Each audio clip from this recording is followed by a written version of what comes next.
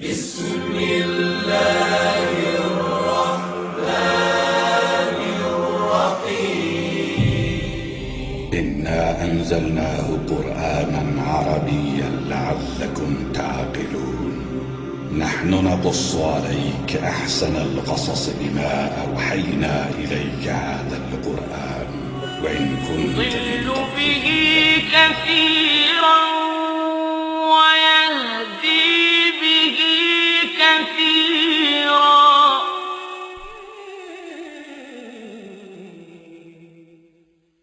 صلوا عليه وآله صلوا عليه وآله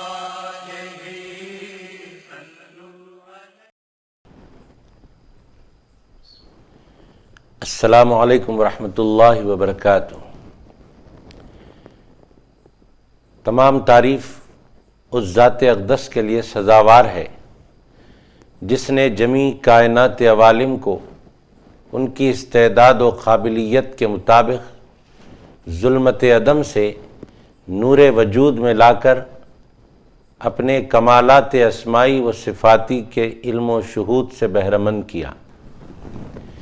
درود و سلام ہو ذات مقدس سیدنا محمد مصطفیٰ احمد مجتبیٰ صلی اللہ علیہ وآلہ وسلم پر کہ جن کے دائرہ عین جامع میں جمیع آیان کائنات کا ثبوت، وجود، ظہور و بطون ہے، اور درود و سلام ہو آپ کے آل اطہار پر جو آپ کے کمالات صفات جلال و جمال کے مجالی و مرائی یعنی آئینے ہیں، اور درود و سلام ہو آپ کے اصحاب اخیار پر جو آپ کے دین کے انوار کے مصابیح یعنی چراغ ہیں، اور تا قیام قیامت تابعین و تبع تابعین تا قیام قیامت سب پر درود و سلام جاری و ساری و متوالی ہو۔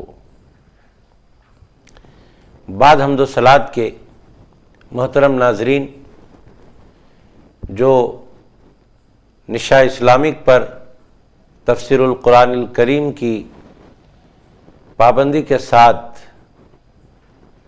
سماعت کرتے ہیں اور نظارہ بھی کرتے ہیں، آئیے جیسا کہ آپ جانتے ہیں کہ گزشتہ پارہ نمبر 2 رکوع نمبر 4 کی تفسیر آپ نے سماعت فرمائی۔ آج انشاءاللہ تعالیٰ آپ کے سامنے پارہ نمبر 2 رکوع نمبر 5 کی تفسیر سنائی جائے گی، اور الحمدللہ سورہ بقرہ کا سلسلہ جاری ہے۔ بسم اللہ الرحمن الرحیم یا ایہا الناس کلوا مما فی الارض حلالا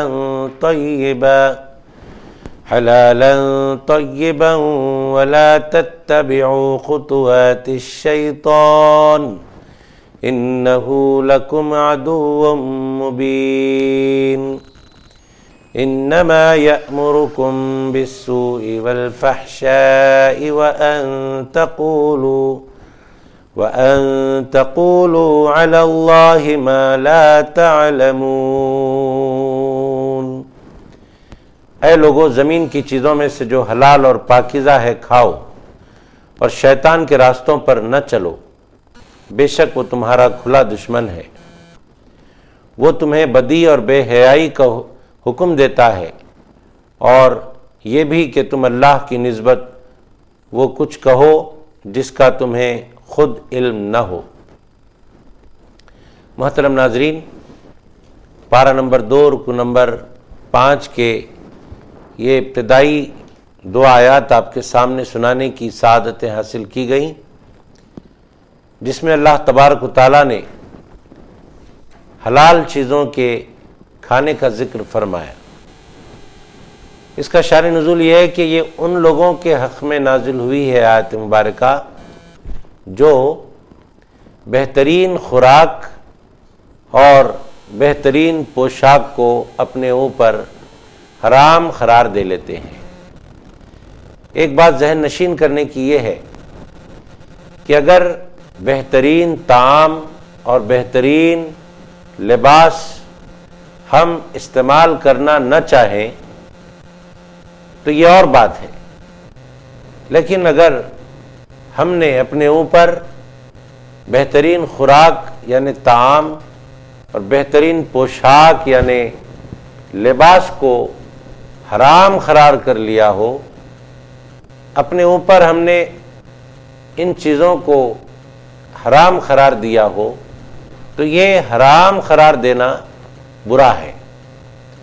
اس واسطے کہ حلال چیز کو ہم حرام ہرگز نہیں بنا سکتے، کسی حلال چیز کو ہم حرمت کا درجہ دے کر اس سے رکنا یہ ہرگز اللہ کو پسند نہیں۔ حرام چیزیں وہی ہیں جس کو اللہ تبارک و تعالیٰ نے حرام کیا ہو۔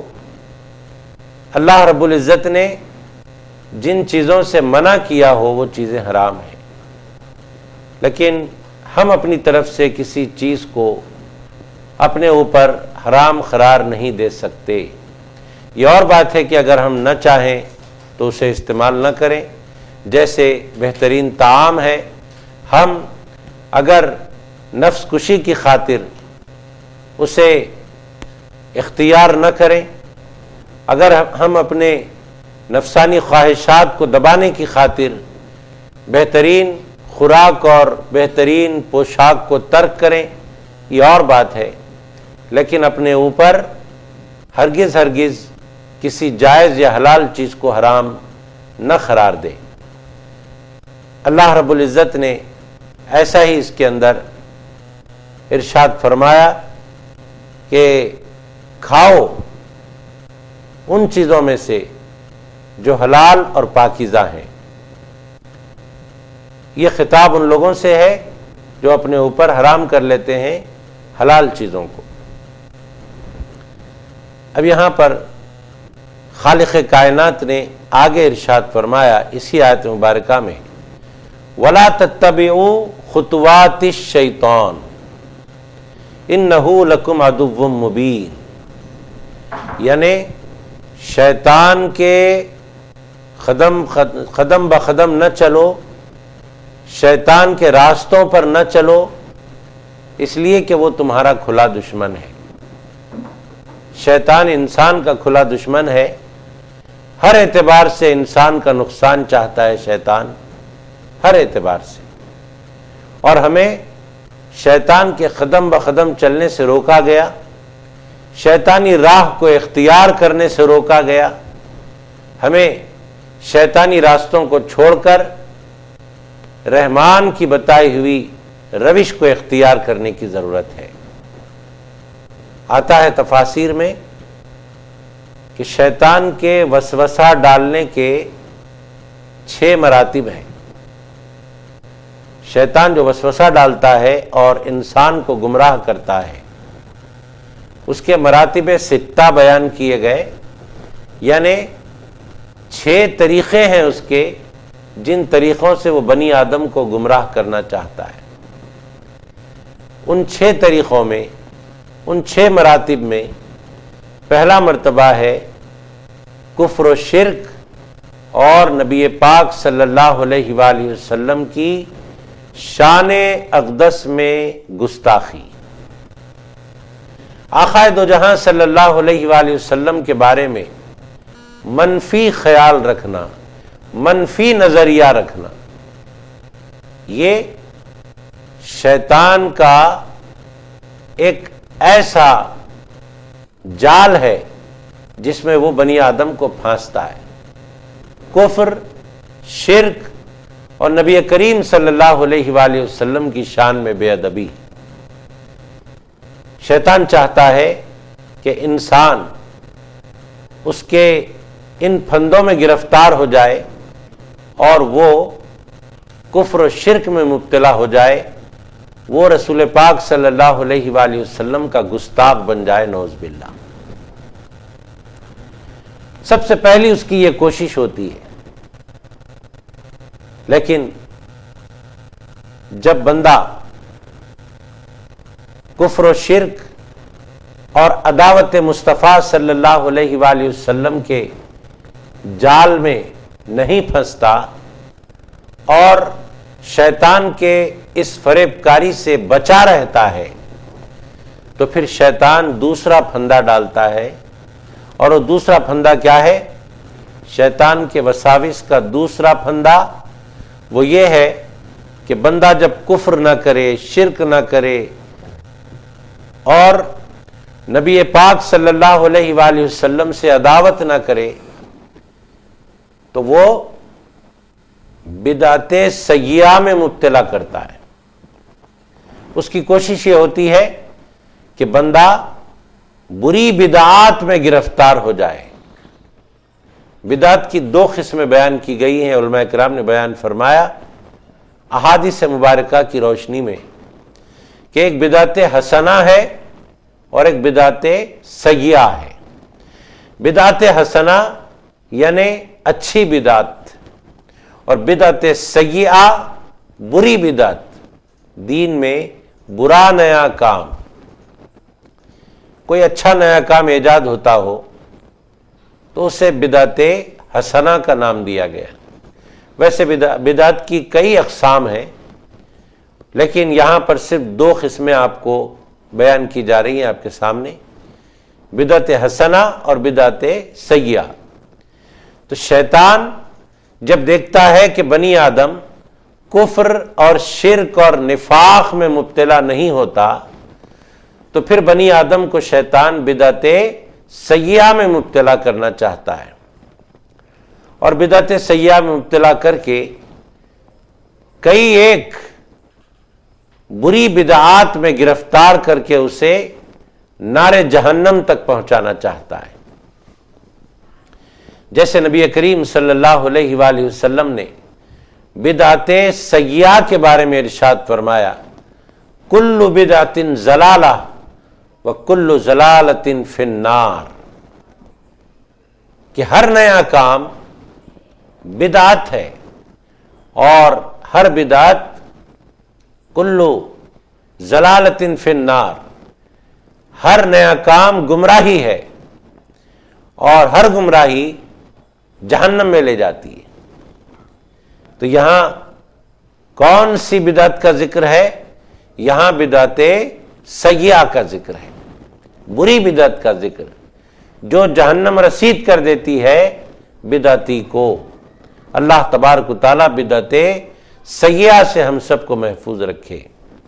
تو شیطان جب دیکھتا ہے کہ بنی آدم نہ کفر میں گرفتار ہو رہے ہیں، نہ شرک کا پھندا ان کے کام آ رہا ہے، یعنی ان کو میں شرک کے پھندے میں پھانس رہا ہوں اور نہ نفاق کے پھندے میں آ رہے ہیں، تو وہ بدعت سیئہ کا پھندا ڈالتا ہے اور ہمیں گرفتار کرنے کی کوشش کرتا ہے۔ جب بندہ بدعت سیئہ کے پھندے میں بھی گرفتار نہیں ہوتا شیطان کے، تو پھر شیطان تیسری چال چلتا ہے، اور وہ تیسری چال شیطان کی کیا ہوتی ہے؟ وہ شیطان گناہ کبیرہ کا مرتکب بنانا چاہتا ہے بنی آدم کو، اولاد آدم کو گناہ کبیرہ میں مبتلا کرنا چاہتا ہے۔ گناہ کبیرہ یعنی بڑے گناہ، گناہ کی دو قسمیں ہیں، ایک گناہ کبیرہ اور ایک گناہ صغیرہ۔ گناہ صغیرہ اور گناہ کبیرہ میں فرق یہ ہے کہ گناہ صغیرہ نیکیوں کی وجہ سے بغیر توبہ کے اللہ تبارک و تعالیٰ نیکیوں کے سبب معاف فرما دیتا ہے، لیکن گناہ کبیرہ ایسے بڑے گناہ ہوتے ہیں جن کے لیے سچی توبہ کرنی پڑتی ہے۔ چنانچہ فرمایا گیا کہ جب بندہ فجر کی نماز پڑھ لیتا ہے اور پھر اس کے بعد ظہر کی نماز پڑھتا ہے تو فجر اور ظہر کے درمیان جو گناہ صغیرہ ہوئے ہیں، چھوٹے گناہ، وہ گناہ معاف کر دیے جاتے ہیں نماز کی برکت سے۔ ایسے ہی ظہر اور عصر کے درمیان جو گناہ صغیرہ ہوئے وہ عصر کی برکت سے معاف ہو جاتے ہیں۔ ایسے ہی عصر اور مغرب کے درمیان جو ہوئے وہ مغرب کی نماز کی برکت سے معاف ہو جاتے ہیں۔ مغرب و عشاء کے درمیان گناہ صغیرہ عشاء کی نماز کی برکت سے معاف، اور عشاء اور فجر کے درمیان ساری رات کے گناہ صغیرہ فجر کی نماز کی برکت سے معاف کر دیے جاتے ہیں۔ لیکن گناہ کبیرہ جو بڑے بڑے گناہ ہیں، جو بڑے بڑے گناہ ہیں، وہ گناہ کبیرہ سچی توبہ کرنے سے ہی معاف ہوتے ہیں۔ محترم ناظرین کرام، گناہ کبیرہ کون سے گناہ ہیں جن کو اللہ تبارک و تعالیٰ نے حرام قرار دیا؟ وہ سب گناہ کبیرہ ہیں، اور جو گناہ حرام قرار نہیں دیے گئے وہ گناہ صغیرہ ہیں۔ اللہ تبارک و تعالیٰ ہمیں گناہ کبیرہ سے بھی بچائے، گناہ صغیرہ سے بھی بچائے۔ اب بات آگے بڑھتی ہے، جب شیطان دیکھتا ہے کہ اولاد آدم نہ کفر و شرک و نفاق میں مبتلا ہوتے ہیں اور نہ بدعت سیئہ میں مبتلا ہوتے ہیں اور نہ ہی یہ گناہ کبیرہ کے مرتکب ہوتے ہیں، تو اب شیطان کیا کرتا ہے؟ اب شیطان انسان کو گناہ صغیرہ میں مبتلا کرتا ہے، یہ سمجھ کر کہ اولاد آدم گناہ صغیرہ کو معمولی گناہ سمجھ کر بیٹھے اور میں کامیاب ہو جاؤں۔ تو یاد رکھیں، کبھی بھی گناہ صغیرہ یعنی چھوٹے گناہوں کو چھوٹا ہرگز نہ سمجھیں، ہرگز چھوٹا نہ سمجھیں، اس واسطے کہ رسول پاک صلی اللہ علیہ وآلہ وسلم نے ارشاد فرمایا، حدیث پاک میں آتا ہے کہ بڑی آگ جلانے کے لیے مثال بھی دی سرور کائنات صلی اللہ علیہ وآلہ وسلم نے کہ جنگل کا راستہ ہے اور کوئی قافلہ رکا اور پکوان کرنے کے لیے بڑی آگ جلانا چاہا، تو بڑی آگ جلانے کے لیے وہ مسافر کرتے کیا ہیں؟ چھوٹے چھوٹے لکڑی کے چھوٹے چھوٹے ٹکڑے جمع کرتے ہیں اور چھوٹی آگ لگاتے ہیں، چھوٹی لکڑیاں جمع کر کے چھوٹی آگ لگاتے ہیں، لیکن وہ چھوٹی چھوٹی لکڑیاں آپس میں مل جاتی ہیں تو اب وہ آگ چھوٹی نہیں رہتی، بلکہ وہ چھوٹی چھوٹی لکڑیاں چھوٹی چھوٹی آگ لے کر آپس میں مل جاتی ہیں تو وہ بڑی آگ میں تبدیل ہو جاتی ہیں اور سارا پکوان ہو جاتا ہے۔ ایسے ہی رسول پاک صلی اللہ علیہ وآلہ وسلم نے مثال دے کر ارشاد فرمایا، کسی گناہ کو چھوٹا نہ سمجھو، جو گناہ صغیرہ ہوتا ہے اس گناہ صغیرہ کو آپ اگر چھوٹا یا صغیرہ گناہ سمجھ کر بیٹھیں گے تو وہ صغیرہ گناہ ایک ہوتا ہے اور ایک دوسرا صغیرہ گناہ ہوتا ہے اور ایک تیسرا صغیرہ گناہ ہوتا ہے۔ یہ صغیرہ چھوٹے چھوٹے گناہ جب ایک ہو جاتے ہیں تو وہ بڑے گناہ بن جاتے ہیں، جیسے چھوٹی چھوٹی لکڑیاں بڑی آگ جلانے کا سبب بن جاتی ہیں، ایسے ہی چھوٹے چھوٹے گناہ بڑے گناہ کروا دیتے ہیں بنی آدم سے۔ تو بڑے گناہوں سے بچنے کے لیے اولاد آدم کو چاہیے کہ وہ چھوٹے گناہوں سے بچنے لگ جائے۔ جب چھوٹے گناہ سے بچنے لگ جائے گا تو خود بخود بڑے گناہوں سے بچنے والا ہو جائے گا، اور جب چھوٹے گناہ کرنے لگ جائے گا چھوٹا سمجھ کر، تو پھر وہ چھوٹے گناہ اسے بڑے گناہوں تک پہنچا دیں گے۔ تو شیطان کرتا یہی ہے کہ گناہ کبیرہ کا جب مرتکب نہیں ہوتا انسان تو اسے گناہ صغیرہ کی طرف راغب کرتا ہے اور اس سے گناہ صغیرہ کروانا چاہتا ہے۔ لیکن اللہ کا بندہ سرکار کا امتی صلی اللہ علیہ وآلہ وسلم جب گناہ صغیرہ کا بھی ارتکاب نہیں کرتا، گناہ صغیرہ سے بھی بچ جاتا ہے، تو پھر کیا کرتا ہے؟ وہ مباحات میں مبتلا کر دیتا ہے۔ کیا کرتا ہے؟ مباحات میں مبتلا کر دیتا ہے۔ یہ مباحات کیا ہوتے ہیں؟ یاد رکھیں، ایک کام فرض ہوتا ہے، وہ فرض کام کرو ثواب ملے گا۔ ایک کام سنت ہوتا ہے، سنت پر عمل کرو ثواب ملے گا۔ اور ایک کام مباح ہوتا ہے، مباح، میم با الف ہا، مباح یعنی مباح ایسا کام یا مباحات ایسے کام جن کے کرنے سے گناہ بھی نہ ہو اور ثواب بھی نہ ملے، ایسا کام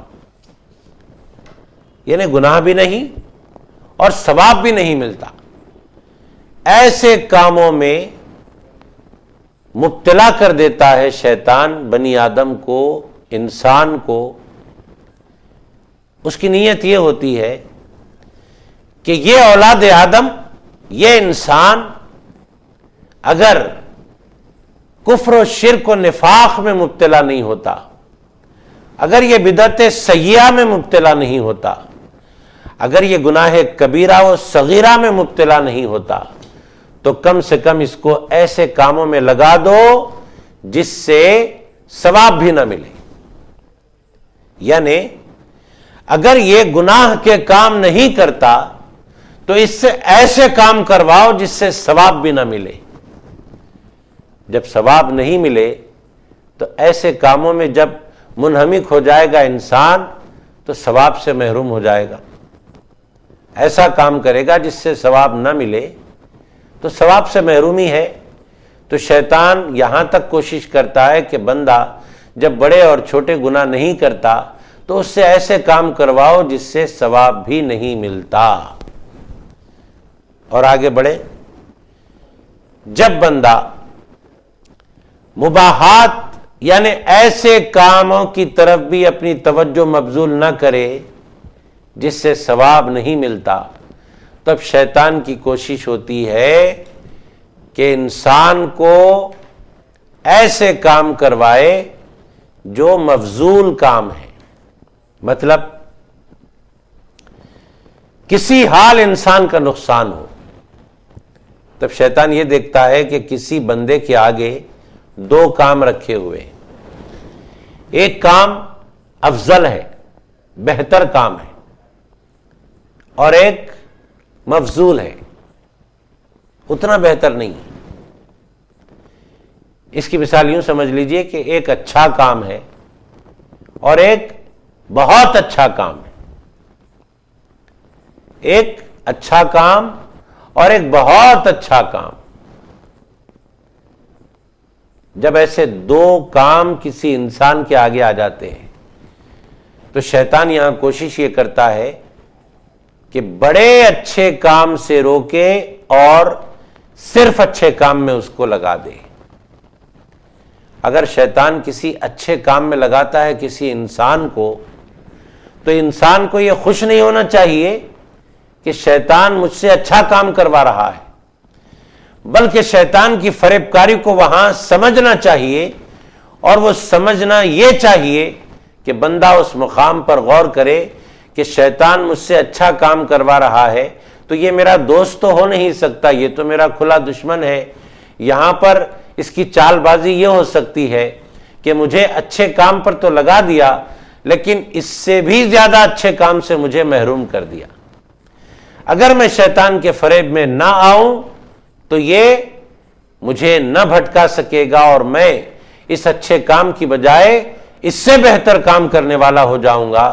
یہ اچھا کام کروں گا تو مجھے کم ثواب ملے گا، اور اس سے بہتر اچھا کام کروں گا تو زیادہ ثواب ملے گا۔ تو کم ثواب والے عمل میں مبتلا کر دیتا ہے شیطان تاکہ بندہ زیادہ ثواب والے کام نہ کر پائے۔ یہ باتیں ذہن میں رکھنے کی ہیں۔ حضرت امام جعفر صادق علیہ الرحمۃ والرضوان نے ارشاد فرمایا، آپ فرماتے ہیں کہ دانا آدمی، عقل مند آدمی کون ہے؟ دانا اور عقل مند آدمی وہ ہے، لوگوں نے کہا، جو اچھے کو اختیار کرے، اپنائے، اور برے کو ترک کرے۔ اچھے کام کو اختیار کرے، برے کام کو ترک کرے، خیر کے کام کو اختیار کرے اور شر کے کام کو ترک کرے۔ یہ بڑی سمجھنے والی بات ہے۔ تو جب لوگوں نے یہ جواب دیا تو حضرت امام جعفر صادق علیہ رحمت و رضوان نے ارشاد فرمایا نہیں، دانا اور عقل مند آدمی وہ ہے جس کے آگے دو شر کے کام آ جائیں، جس کے پیش نظر دو شر کے کام ہو، ایک بڑا شر ہو اور ایک چھوٹا شر ہو، تو ان دو شر کے کاموں میں بندے کو چاہیے کہ چھوٹے شر کے کام کو اختیار کرے اور بڑے شر کو ترک کر دے۔ یہ آپ کی ہماری زندگیوں میں، روزمرہ کی زندگیوں میں ایسے حالات ہمارے سامنے آتے رہتے ہیں کہ ایک بڑا شر ہوتا ہے اور ایک چھوٹا شر ہوتا ہے۔ تو بڑے شر سے بچنے کے لیے چھوٹے شر کو اختیار کریں، اسی میں دانائی ہے۔ اور اگر کسی بندے کے آگے دو خیر کے کام آ جائیں، ایک بڑا خیر اور ایک چھوٹا خیر، تو ثواب میں زیادتی کے لیے چھوٹے خیر کو ترک کرے اور بڑے خیر کو اپنائے۔ وہاں کیا تھا؟ بڑے شر کو ترک کرے، چھوٹے شر کو اختیار کرے۔ بڑا شر ترک کیا جائے گا، چھوٹا شر اختیار کیا جائے گا، اور چھوٹا شر اس لیے اختیار کیا جائے گا کہ چھوٹے شر کو اختیار کرنے سے بڑا شر ٹل جاتا ہے ایسی صورت میں، اور بڑے خیر کو اس لیے اختیار کیا جائے گا کہ بڑے خیر کو اختیار کرنے میں چھوٹے خیر سے زیادہ ثواب ملتا ہے۔ محترم ناظرین اکرام، شیطان کی یہ چال بازیاں انسان کے ساتھ لگی رہتی ہیں۔ ہم کو چاہیے کہ شیطان کی چال بازیوں سے بچے رہیں، اور شیطان کی چال بازیوں سے بچنے کے لیے ہم پر لازم ہے کہ اللہ کے دشمن سے بچنے کے لیے، ہمارے کھلے دشمن سے بچنے کے لیے اللہ کے دوستوں سے نسبت قائم کرنا ہوگا۔ جو بندے اللہ کے دوستوں سے نسبت قائم کر لیتے ہیں وہ اللہ کے دشمن شیطان کے شر سے بچے رہتے ہیں۔ یہی وجہ ہے کہ بندگان خدا، اولیاء کرام، صالحین کرام کے دامنوں سے وابستہ ہوتے ہیں تاکہ ان کے دامنوں سے وابستگی شیطان کے شر سے ہمارا تحفظ کر سکے اور ہم شیطان کے شر سے محفوظ رہ سکیں۔ آئیے ہم آگے کی آیت پڑھتے ہیں اور اللہ رب العزت اس رکوع میں کیا فرما رہا ہے ہم سننے سنانے کی سعادتیں حاصل کرتے ہیں۔ بسم اللہ الرحمن الرحیم۔ وَإِذَا قِيلَ لَهُمُ اتَّبِعُوا مَا أَنزَلَ اللَّهُ قَالُوا نَتَّبِعُ مَا أَلْفَيْنَا عَلَيْهِ آبَاءَنَا أَوَلَوْ كَانَ آبَاؤُهُمْ لَا يَعْقِلُونَ شَيْئًا وَلَا يَهْتَدُونَ۔ اور جب ان کافروں سے کہا جاتا ہے کہ جو اللہ نے نازل فرمایا ہے اس کی پیروی کرو تو کہتے ہیں نہیں، بلکہ ہم تو اسی روش پر چلیں گے جس پر ہم نے اپنے باپ دادا کو پایا ہے، اگرچہ ان کے باپ دادا نہ کچھ عقل رکھتے ہوں اور نہ ہی ہدایت پر ہوں۔ محترم ناظرین، یہاں پر آپ غور فرمائیں کہ خالق کائنات ان لوگوں کے بارے میں ارشاد فرما رہا ہے جو عقل سے کام نہیں لیتے، ان لوگوں کے بارے میں فرما رہا ہے جو ہدایت پر نہیں ہے۔ کیا روش ہوتی ہے ان کی؟ ان کی روش یہ ہوتی ہے کہ وہ محض اپنے باپ داداؤں کی چال پر قائم رہتے ہیں، باپ دادا کی چال پر، باپ دادا کی روش پر قائم رہتے ہیں، یہ نہیں دیکھتے کہ باپ دادا حق پر تھے کہ نہیں تھے۔ باپ دادا اگر حق پر ہو تو پھر ان کی روش اچھی، باپ دادا اگر حق پر نہ تھے، باپ دادا اگر باطل پرست تھے، تو پھر باپ دادا کی روش غلط روش سمجھی جائے گی۔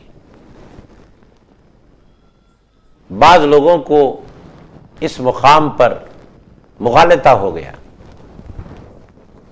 وہ مغالطہ یہ ہوا کہ اگر مسلمان اپنے معمولات میں کچھ ایسے معمولات رکھیں جو معمولات محبت اور عقیدت پر کیے جاتے ہوں،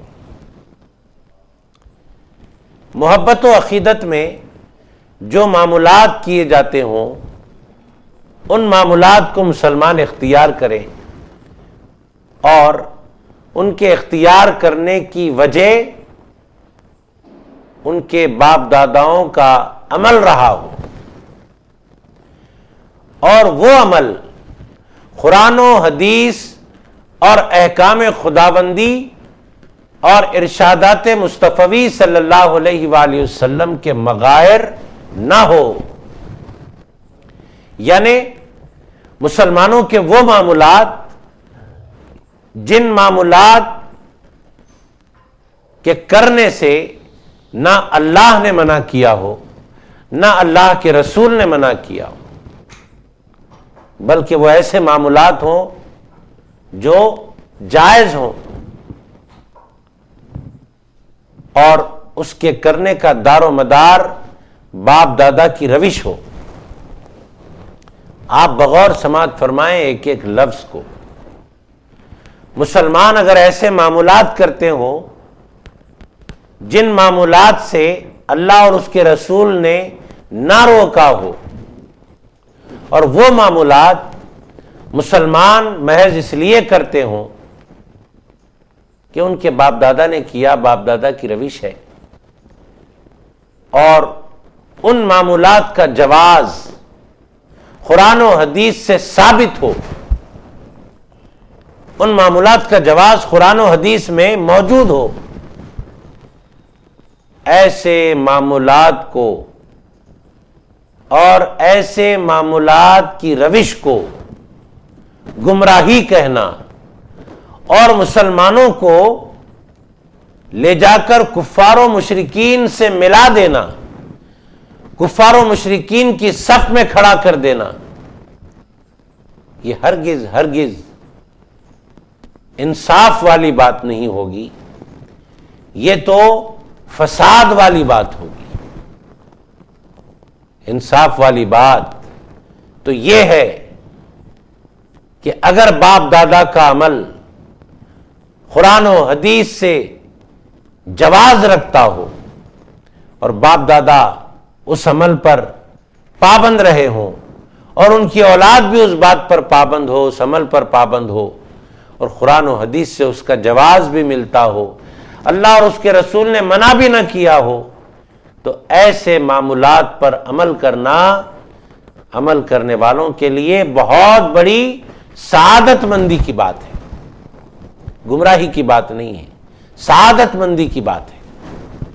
یہاں جو فرمایا جا رہا ہے اولو کان آباؤہم لا یعقلون شیئا ولا یہتدون، اس سے بات کھل کر سامنے آ گئی کہ ایسے اعمال اور ایسے معمولات پر عمل کرنا گمراہی ہے، اپنے آباء و اجداد کی ایسے معمولات پر عمل کرنا اور روش پر چلنا گمراہی ہے جو معمولات آباء و اجداد کے مشرکانہ تھے ہوں۔ اگر وہ مشرکانہ نہ تھے تو پھر اس روش پر چلنا جائز، اگر ان کے معمولات مشرکانہ تھے تو یقیناً ناجائز ہے۔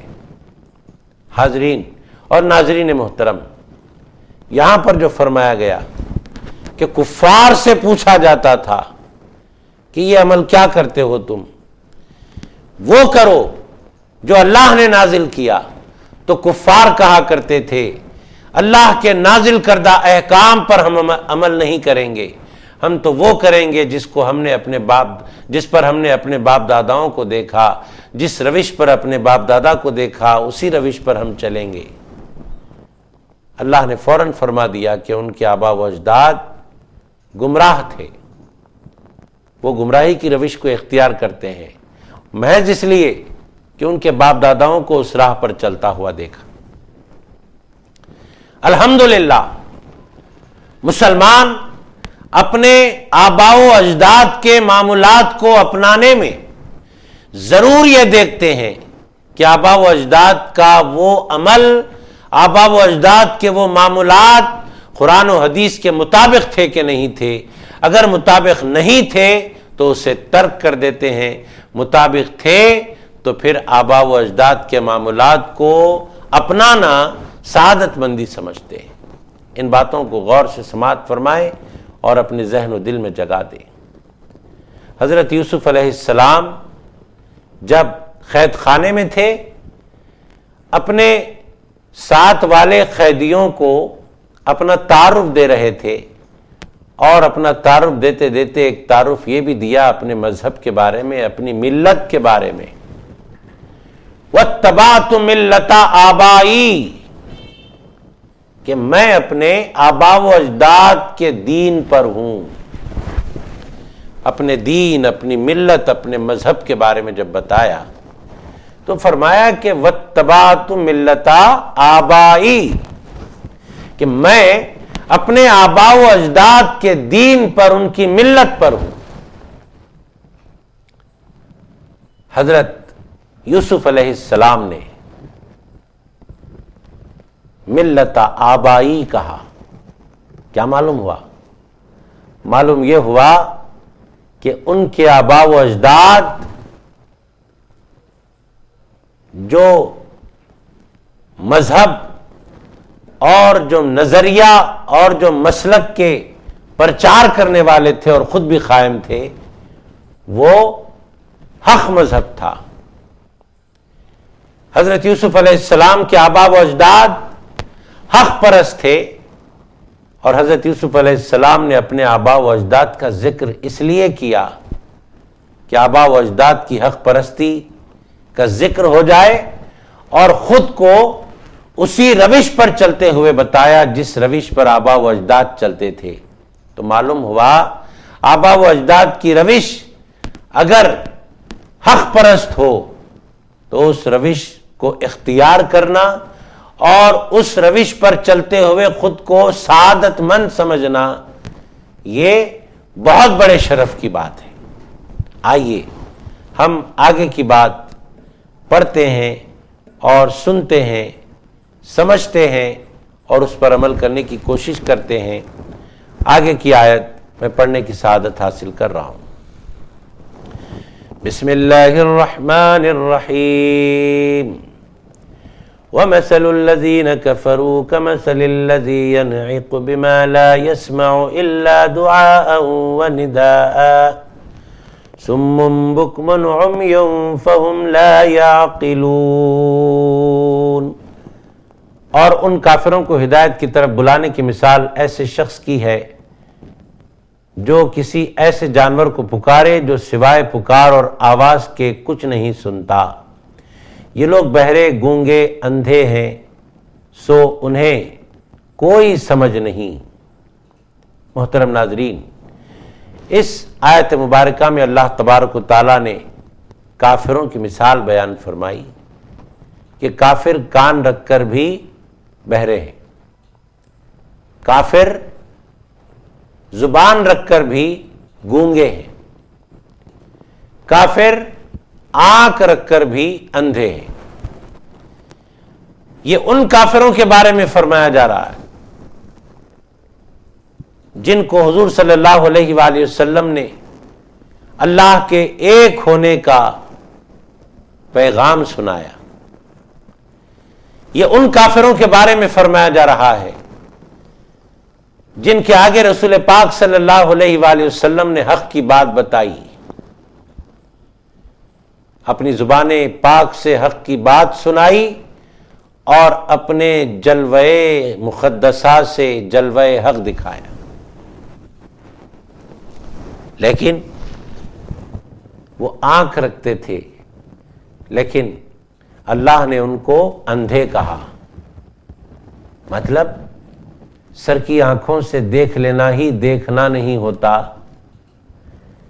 اللہ نے جس مقصد کے لیے آنکھ دیا ہے اس مقصد کو پورا کرنا حقیقت میں دیکھنا ہے۔ ایسے ہی اللہ نے ان کافروں کو جو دیکھا کرتے تھے، جو سنا کرتے تھے، جو بولا کرتے تھے، اس کے باوجود گونگے، اندھے اور بہرے اس لیے کہا کہ اللہ کی دی ہوئی ان نعمتوں سے وہ صحیح استعمال نہیں کیے، ان نعمتوں کو صحیح کام میں نہیں لائے، جس کام کے لیے یہ نعمتیں اللہ نے عطا فرمائی تھی، دی تھی، ان کاموں کو انہوں نے کام میں نہیں لایا۔ تو جو بندہ اللہ کی دی ہوئی نعمتوں کو اس کی معرفت کے لیے، اس کا کلام سننے کے لیے، اس کے جلووں کو دیکھنے کے لیے اگر کام میں نہیں لاتا تو پھر وہ آنکھ رکھ کر بھی اندھا ہے، زبان رکھ کر بھی گونگا ہے، کان رکھ کر بھی بہرا ہے۔ اللہ تبارک و تعالی ہمیں ایسے گونگے پن سے، ایسے بہرے پن سے، ایسے اندھے پن سے محفوظ فرمائے۔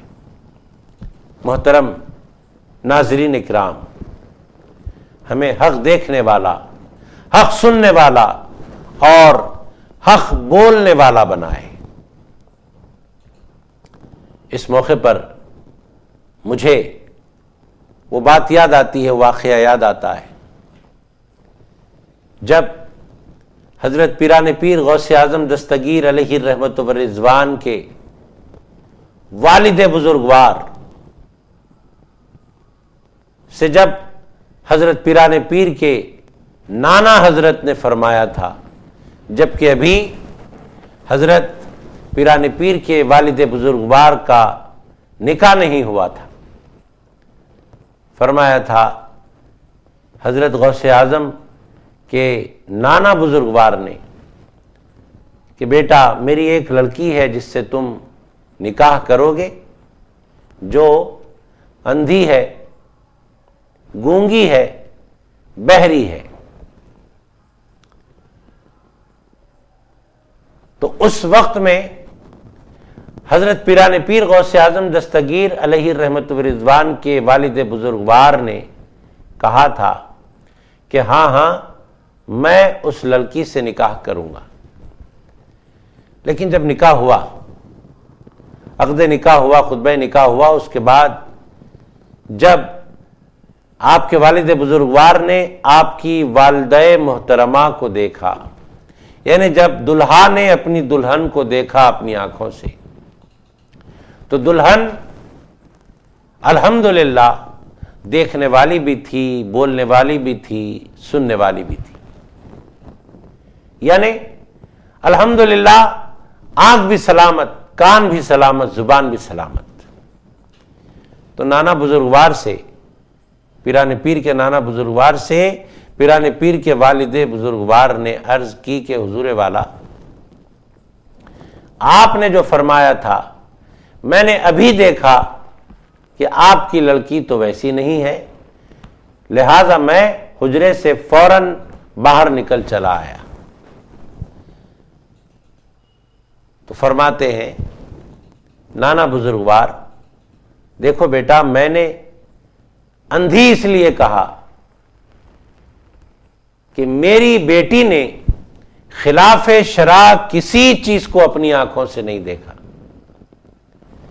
گونگی اس لیے کہا کہ خلاف شرع کوئی بات میری بیٹی نے نہیں کہی، اور بہری اس لیے کہا کہ خلاف شرع کوئی بات میری بیٹی نے نہ سنا۔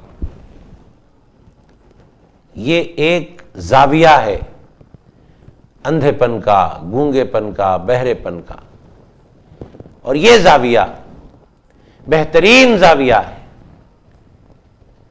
اوصاف کا ان لفظوں میں بیان کرنا یہ کمالات کا درجہ رکھتے ہیں، لیکن یہاں کافروں کے بارے میں اللہ نے جو فرمایا اس کے معنی، اس کا مطلب برعکس ہے۔ وہ یہ کہ حق کو دیکھنے سے گونگے، یعنی حق کو دیکھنے سے اندھے، حق بولنے سے گونگے، حق سننے سے بہرے۔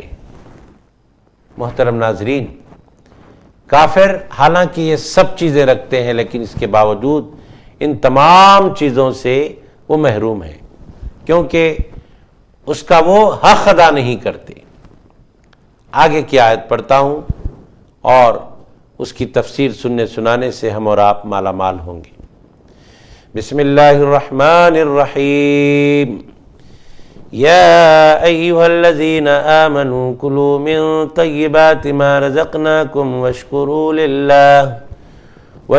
للہ ان کنتم ایاہ تعبدون۔ اے ایمان والو، ان پاکیزہ چیزوں میں سے کھاؤ جو ہم نے تمہیں عطا کی ہے، اور اللہ کا شکر ادا کرو اگر تم صرف اسی کی بندگی بجا لاتے ہو۔ اس آیت مبارکہ میں اللہ تبارک و تعالیٰ نے اپنی نعمتوں کا ذکر فرمایا، اپنے رزق دینے کا ذکر فرمایا، پاک رزق دینے کا، اور فرمایا کہ ہم نے جو تمہیں پاک رزق عطا کیا ہے اس میں سے کھاؤ، واشکروا للہ، اور اللہ کا شکر ادا کرو۔ اس آیت مبارکہ سے ہم کو ایک بات معلوم ہوئی، یوں تو ہزارہا باتیں ہوتی ہیں جو معلوم ہوتی ہیں ایک ایک آیت سے اللہ کی نازل کردہ، لیکن ہم اپنے وقت کے اندر احاطہ کرنے کے لیے ایک ایک بات، دو دو باتیں اللہ رب العزت کے فضل و کرم سے لیتے ہیں، سنتے ہیں، سناتے ہیں، فیض اٹھاتے ہیں۔ اس آیت مبارکہ سے ایک بات معلوم یہ ہوئی، واشکروا للہ، کلوا من طیبات ما رزقناکم، کہ کھاؤ جو ہم نے تمہیں عطا کی ہے پاک چیزیں، واشکروا للہ، اور اللہ کا شکر ادا کرو۔ یہاں قرآن پاک نے ایک مزاج دیا، وہ مزاج یہ دیا کہ جب اللہ تبارک و تعالیٰ کی عطا ہوتی ہے، جب اللہ تبارک و تعالیٰ کی دین ہوتی ہے، تو بندوں کو کیا کرنا ہے؟ واشکروا للہ، اللہ کا شکر ادا کرنا ہے۔ قولی اعتبار سے بھی شکر ادا کرنا ہے، فعلی اعتبار سے بھی شکر ادا کرنا ہے، قلبی اعتبار سے بھی شکر ادا کرنا ہے۔ اور قولی اعتبار سے شکر کس طرح؟ اللہ کی نعمت کا چرچا کرنا۔ وَأَمَّا بِنِعْمَةِ رَبِّكَ فَحَدِّثْ، اللہ کی نعمتوں کا چرچا کرو۔ قولی شکر کیا ہے؟ اللہ کی نعمتوں کا چرچا۔ اور فعلی شکر کیا ہے؟ اللہ کی دی ہوئی نعمتوں کو کام میں لانا۔ مثلا اللہ نے دولت دی، فعلی شکر یہ ہے کہ اللہ کی دی ہوئی دولت کو اللہ کے بندوں میں خیرات کرنا، یہ فعلی شکر ہے، آپ نے کام کیا ہے، خیرات کی ہے۔ قلبی شکر، دل ہی دل میں اللہ کے شکر گزار رہنا، اللہ کی دی ہوئی نعمتوں کی قدر و منزلت اپنے دل میں بٹھانا۔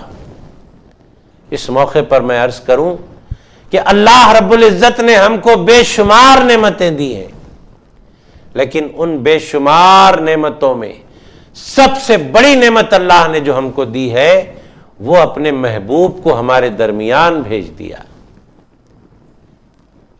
میلاد النبی صلی اللہ علیہ وآلہ وسلم، اللہ رب العزت کا اپنے محبوب کو ہمارے درمیان بھیجنا، اس دنیا میں سرور کائنات علیہ الصلاۃ والسلام کا جلوہ گر ہونا، اور ہمیں محبوب پاک علیہ الصلاۃ والسلام کی امت میں پیدا کرنا، یہ سب سے بڑی نعمت والی بات ہے۔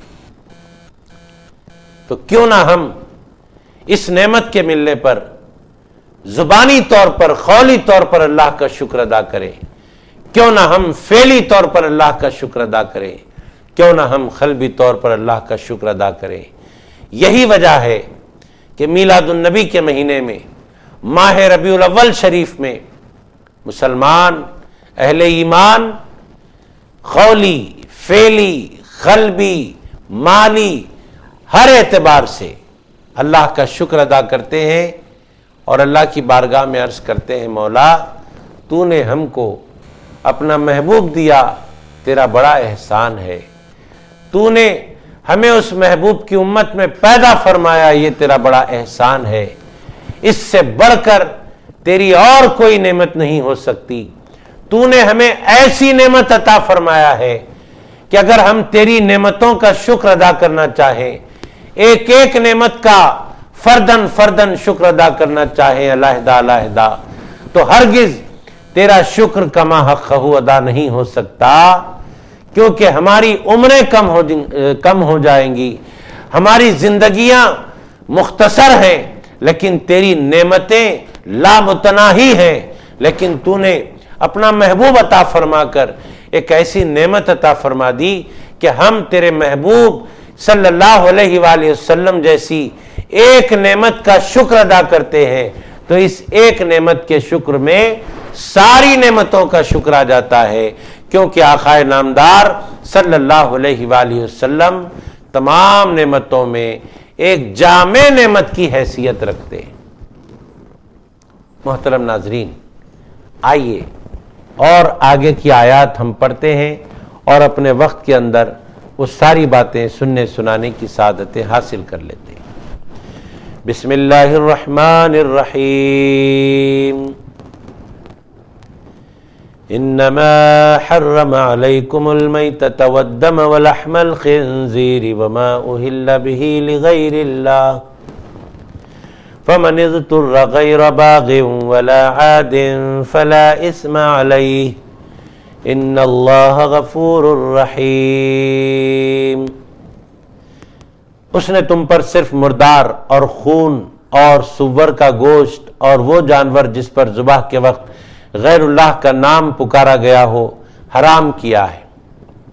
پھر جو شخص سخت مجبور ہو جائے، نہ تو نافرمانی کرنے والا ہو اور نہ حد سے بڑھنے والا، تو اس پر زندگی بچانے کی حد تک کھا لینے میں کوئی گناہ نہیں، بے شک اللہ نہایت بخشنے والا مہربان ہے۔ محترم ناظرین، اس آیت سے ہمیں چند باتیں معلوم ہوئی۔ آپ سماعت فرمائیں، اللہ رب العزت نے ارشاد فرمایا، اور اس ارشاد مبارک کو سمجھنے میں بھی بہت سارے لوگ غلطیوں کا شکار ہوتے ہیں اور غلط فہمیوں کا شکار ہو کر بے جا بحث و تکرار کرتے ہیں۔ یہاں ایک لفظ آیا ہے میتتا والدم ولحم الخنزیر کے ساتھ وما اہل بہ لغیر اللہ، یعنی اللہ نے حرام کیا مردار، اللہ نے حرام کیا خون، اللہ نے حرام کیا خنزیر کا گوشت۔ یہاں تک تو بات سیدھی سیدھی چلتی ہے، لیکن غلط فہمیوں کا شکار کب ہوتے ہیں لوگ؟ الحمدللہ اہل سنت والجماعت کو اللہ رب العزت نے فہم و فراست عطا فرمائی۔ وہ جب معنی لیتے ہیں یہاں پر تو بہت ہی اچھے معنی اور بہت ہی معیاری معنی اور ایسے معنی لیتے ہیں کہ واقعی اہل اسلام تک، قرآن سننے والے سامعین تک، قرآن سمجھنے کا شوق و ذوق رکھنے والوں تک اور حق کے متلاشیوں تک سچا پیغام دیتے ہیں۔ کون سا؟ وہ یہ وما اہل بہ لغیر اللہ، یعنی وہ جانور جو بوقت ذبح کرنے والے نے غیر اللہ کا نام لے کر ذبح کیا ہو۔ جیسے ایام جاہلیت میں جب جانور ذبح کیا جاتا تھا تو ذبح کرنے والے بتوں کے نام پر ذبح کرتے تھے، ذبح کرتے وقت بتوں کا نام لیتے تھے، بسم اللہ والعزیٰ کہتے تھے، بتوں کا نام لیتے تھے۔ تب یہاں مسئلہ یہ ہے کہ جانور ذبح کرتے وقت اللہ کا نام لے کر ذبح کیا جائے، بسم اللہ اللہ اکبر، اللہ کا نام لے کر جب ذبح کیا جائے تو وہ جانور حلال۔ لیکن بعض لوگ یہاں پر کہہ دیتے ہیں کہ اللہ کے نام پر ذبح کیا گیا ہو تب بھی وہ حرام ہو جاتا ہے، اگرچہ اس کو غیر اللہ کے نام سے نامزد کر دیا گیا ہو۔ یہ کہتے ہیں اہلا کے معنی وہ لوگ نامزد کرنا لیتے ہیں، جبکہ اہلا کے معنی ذبح کرنے کے۔ محترم ناظرین، نامزد کیا ہوا جانور بسم اللہ اللہ اکبر کہہ کر بھی ذبح کیا جائے تب بھی حرام کہتے ہیں لوگ، یہ غلط ہے۔ صحیح کیا ہے؟ اگر نامزد کیا گیا ہو لیکن بوقت ذبح بسم اللہ اللہ اکبر کہا گیا ہو، اللہ کے نام پر ذبح کیا گیا ہو، تو وہ جانور حلال ہے، وہ جانور جائز ہے۔ نامزد کرنا مطلب، نامزد کرنے کا مطلب یہ ہے زید کی گائے، عبد الرحمن کا دمبا، عقیقے کا بکرا، ولیمہ کی بھیڑ، یہ سب نامزد کرنا ہے۔ لیکن ذبح کے وقت اللہ کا نام لیا گیا، جائز اور حلال ہو گیا۔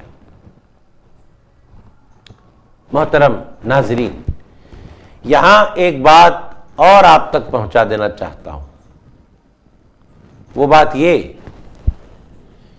کہ اگر بوقت ذبح کرنے والا تقرب الی غیر اللہ کا ارادہ رکھے، یہ بات بھی سنیں آپ، جانور ذبح کرتے وقت اللہ کا نام بھی لینا ہے اور اللہ کے تقرب کا ارادہ اور اللہ کے تقرب کی نیت رکھنا ہے۔ اگر بوقت ذبح اللہ کے تقرب کی نیت نہ ہو، غیر اللہ کے تقرب کی نیت ہو، تو ایسی صورت میں بھی وہ ذبیحہ حرام ہو جائے گا۔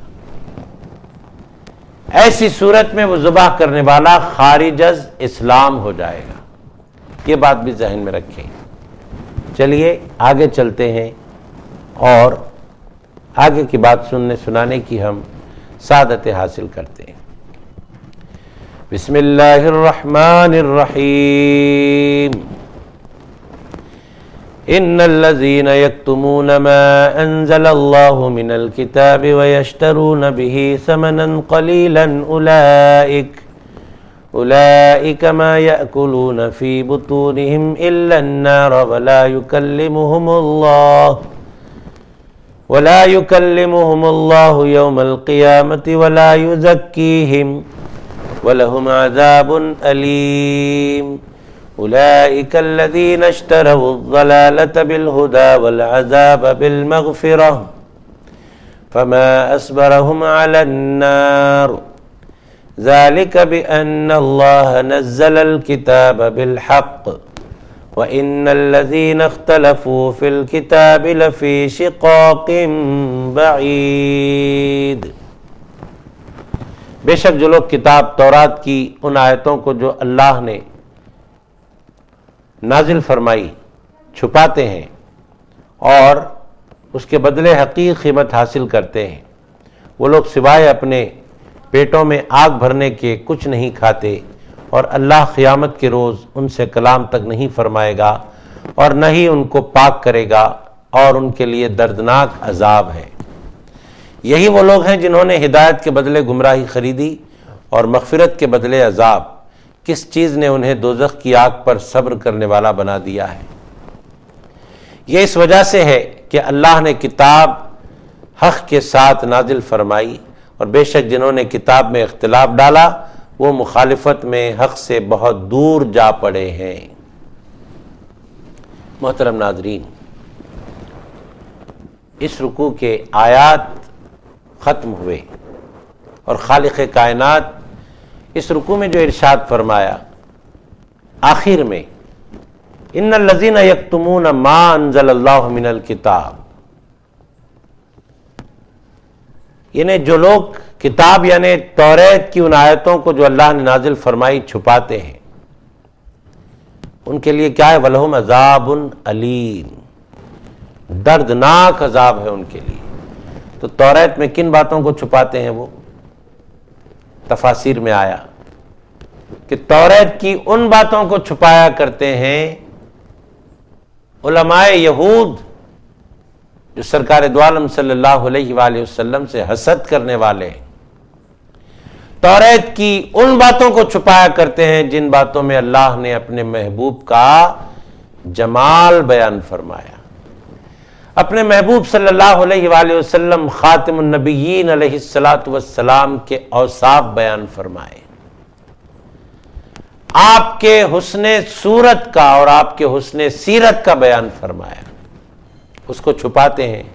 اللہ تبارک و تعالیٰ فرماتا ہے محبوب پاک علیہ السلام کے مبارک اوصاف کو چھپانے سے ہوگا کیا؟ چھپانے والے دردناک عذاب میں مبتلا کر دیے جائیں گے۔ بلکہ ہونا تو یہ چاہیے کہ اللہ کے بندے اللہ کے محبوب علیہ السلام کے ملنے پر اس کا شکر ادا کریں، ہر نعمت کے ملنے پر، خواہ وہ چھوٹی نعمت ہو کہ بڑی نعمت، ہمارے آقا تو سب سے بڑی نعمت ہے۔ محترم ناظرین، ایک حدیث قدسی میں آتا ہے اللہ تبارک و تعالیٰ نے ارشاد فرمایا میرا اور جن و انس کا معاملہ عجیب ہے، وہ یہ کہ میں نے پیدا فرمایا ہے انسان کو، اور انسان ہے کہ میرے غیر کی تعریف کرتا ہے، غیر کی عبادت کرتا ہے، غیر کی پرستش کرتا ہے، اور میں رزق دیتا ہوں انسان کو، اور انسان عجیب ہے کہ میرے غیر کا شکر ادا کرتا ہے۔ میں نے پیدا کیا اور پرستش کرتا ہے انسان غیر کی، میں رزق دینے والا اور شکر ادا کرتا ہے انسان غیر کا۔ یہ عجیب معاملہ ہے میرا اور انسان و جنات کا۔ محترم ناظرین، اس رکوع کی ان آیات کو سننے کے بعد ہمیں چاہیے کہ ہم اپنے اندر عقیدے کی بھی اور عمل کی بھی اصلاح پیدا کریں۔ عقیدے کی اصلاح اس طرح کہ سرور کائنات صلی اللہ علیہ وآلہ وسلم کے بارے میں مثبت عقیدہ رکھیں، آپ کے کمالات کے آگے سر تسلیم خم کر دیں، اور عملی اعتبار سے اصلاح کیا کریں ہم اپنی؟ اس قرآن کو سننے کے بعد اگر ہم قرآن سنتے ہیں اور اپنے عمل کی اصلاح نہیں کرتے تو پھر قرآن کے سننے کے مقصد کو ہم پورا نہیں کرتے۔ قرآن پاک کو سننے کے بعد اس کو سمجھ کر عملی زندگی میں اس کے احکام کے مطابق عمل پیرا ہو جانا، یہی کمال کی بات ہے۔ مثلا اپنے اعمال کی اصلاح اس طرح کریں کہ روز مرہ کی زندگی میں ہم لوگوں کے عیبوں کو چھپانے والے ہو جائیں۔ رسول پاک صلی اللہ علیہ وآلہ وسلم نے ارشاد فرمایا کہ جو اپنے مسلمان بھائی کے عیبوں کو چھپاتا ہے، اللہ تبارک و تعالی قیامت کے روز اس عیبوں کے چھپانے والے کے عیبوں کو چھپائے گا۔ دنیا میں اپنے مسلمان بھائیوں کے عیب کو چھپاؤ، اللہ تبارک و تعالیٰ قیامت کے دن ہمارے عیبوں کو چھپائے گا۔ ہمیں عملی زندگی میں اپنی یہ اصلاح کرنے کی ضرورت ہے۔ اور ایک بات آپ سماعت فرما لیں کہ کسی کے بھی عیب کو دیکھ کر ہم اس کے عیب کو نہ اچھالیں، بلکہ ہر انسان میں کچھ عیب ہوتے ہیں تو کچھ ہنر بھی ہوتے ہیں۔